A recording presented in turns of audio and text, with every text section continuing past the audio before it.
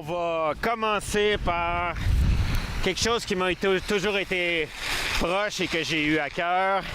C'est bien sûr le Volcoil Race Tiger 2022-2023 dans une version grand public, mais dans lequel on a ramené les anciennes couleurs des Race Tiger des années 80-90 avec l'ancien look Volcoil qui, depuis les 2 dernières années, ont énormément de succès en Coupe du Monde. Et ça, c'est nouveau chez les hommes en slalom, avec un titre de champion du monde et beaucoup de résultats, des médailles olympiques, etc.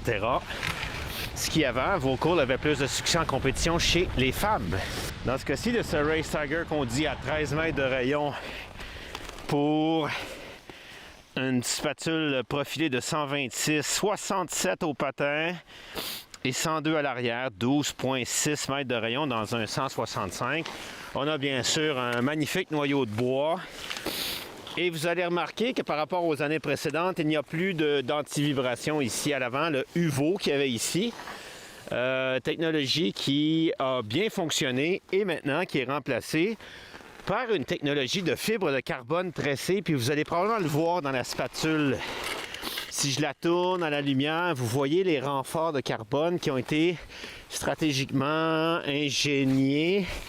engineering pour arriver à créer de la torsion et de l'absorption de vibration sur la spatule avant.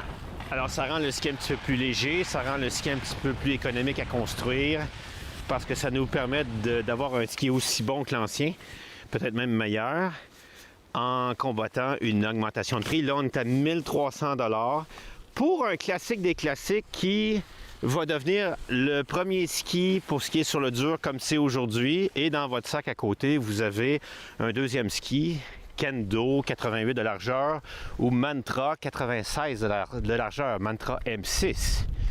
Toujours avec la même technologie carbone. Les gens qui sont chez Volcoil vont faire aucun compromis. Ils vont vouloir un vrai ski de piste, puis après ça, ils vont vouloir un vrai ski de plus large. Ils vont pas avoir un seul ski, ils vont avoir 2 paires de skis. Ce ski-là existe dans 2 ou 3 ou 4 ou 5 versions. Il y a une version plus élaborée avec une plaque course sous la fixation. Celle-là n'a pas la plaque course, donc il est plus léger. Il est moins puissant que le ski qui a la plaque course.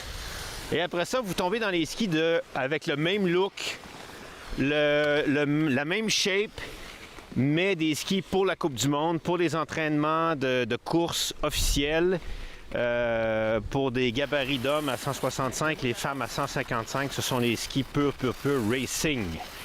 Alors, il y en a qui vont dire « Ouais, mais ça va être trop de ski pour moi. » Si vous faites de l'activité physique, si vous faites de l'entraînement au gym, c'est aucun problème. Vous allez pouvoir skier ça toute la journée.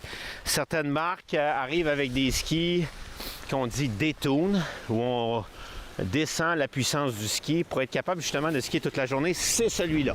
Donc, si vous cherchez un ski de slalom qui mord sur la glace, qui a une grip, qui a une nouvelle shape aussi latérale de son ski, plus facile à initier au virage, le Race Tiger et le ski grand public, monsieur, madame, tout le monde. Vous savez, des gens qui ont fait les femmes qui ont fait du patinage artistique puis qui se retrouvent sur la glace à Tremblant au mois de janvier quand il n'y a plu la veille, bien ça, c'est le ski à avoir. Pour ne pas avoir peur puis être capable d'affronter les surfaces dures et glacées qu'on a dans le nord-est de l'Amérique du Nord, sans aucun problème. Sur un 155 cm, une femme de 125-130 livres qui n'est pas hyper puissante va avoir beaucoup de plaisir là-dessus. Les hommes, dans le 165, si vous êtes très fort, très puissant, puis vous aimez faire de la course, de Masters, tout ça, dans le 100% course ici à Tremblant, là, peut-être prendre l'évolution au-dessus que la plaque de course. Ou si vous avez beaucoup d'expérience, bien après ça, vous allez au ski pur course.